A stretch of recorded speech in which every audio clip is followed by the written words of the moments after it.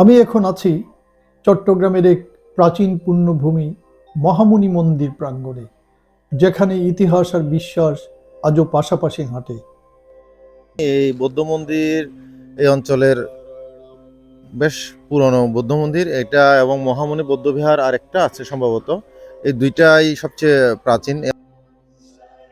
রাউজান উপজেলার পাহাড়তলির মহামুনি গ্রামে এই মন্দির অবস্থিত। মন্দির প্রাঙ্গণে ঢুকেই প্রথমে আমার চোখে পড়ে মহামুনি গ্রামের কৃতি সন্তান ডক্টর বেণী মাধব বড়ুয়ার একটি আবক্ষ মূর্তি। ডক্টর মাধব 1888 সালে জন্মগ্রহণ করেন। পিতা কবিরাজ রাজচন্দ্র তালুকদার ও মাতা ধনেশ্বরী তালুকদার। ভারততত্ত্ববিদ ডক্টর বেণী মাধব এশিয়া মহাদেশের প্রথম ডি.লিট ডিগ্রিধারী এবং বিশ্ববিশ্রুত আচার্য। Indian philosophy, its origin and growth from Vedas to the Buddha শীর্ষক থিসিসের জন্য তিনি 1917 সালে লন্ডন বিশ্ববিদ্যালয় থেকে ডি.লিট ডিগ্রি অর্জন করেন। অসাধারণ পাণ্ডিত্য, মৌলিক গবেষণা ও মনীষার জন্য মহাত্মা বেণী মাধব কলকাতা বিশ্ববিদ্যালয়ে একই সঙ্গে পালি, প্রাচীন ভারতীয় ইতিহাস ও সংস্কৃতি বিভাগে অধ্যাপনায় নিযুক্ত ছিলেন।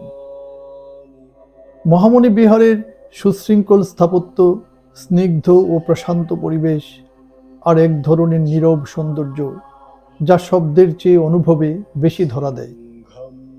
জানা যায়, চাঙ্গা ঠাকুর নামের এক বৌদ্ধ ধর্মীয় গুরু 1805 খ্রিস্টাব্দে এই বিহারে মহামুনি অর্থাৎ মহামানব তথাগত গৌতম বুদ্ধের মূর্তি স্থাপন করেন।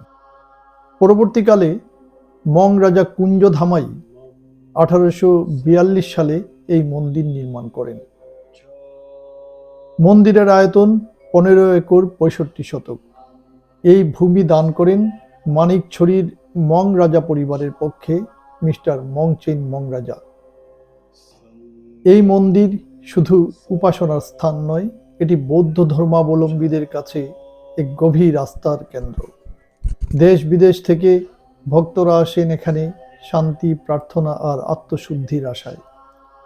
প্রতি বছর চৈত্র সংক্রান্তিতে মহামুনি বিহার চত্বরে বসে মেলা, চলে 3 দিন ব্যাপী। প্রার্থনা হয়, জলে প্রদীপ, ভেসে আসে ধূপের গন্ধ। মং রাজা কুঞ্জ ধামাই 1843 খ্রিস্টাব্দে প্রবর্তন করেন এই মেলা।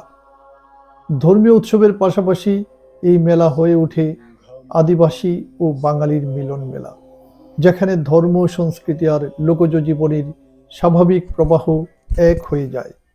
আর প্রজন্ম থেকে প্রজন্মে মহামুনি মন্দির বয়ে নিয়ে চলে তার ইতিহাস। এই প্রাঙ্গণ তাই শুধু ইট পাথরের স্থাপনা নয়, এই এক জীবন্ত স্মৃতি, এক চলমান ঐতিহ্য।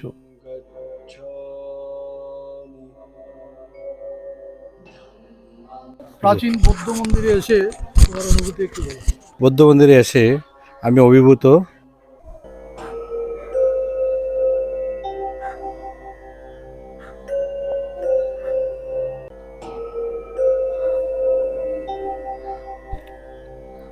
আমরা একটা সাইন দেখতে পাচ্ছি, এখানে লেখা আছে অষ্টবিংশতি বৌদ্ধ মন্দির, টেম্পলস অব 28 বুদ্ধাস।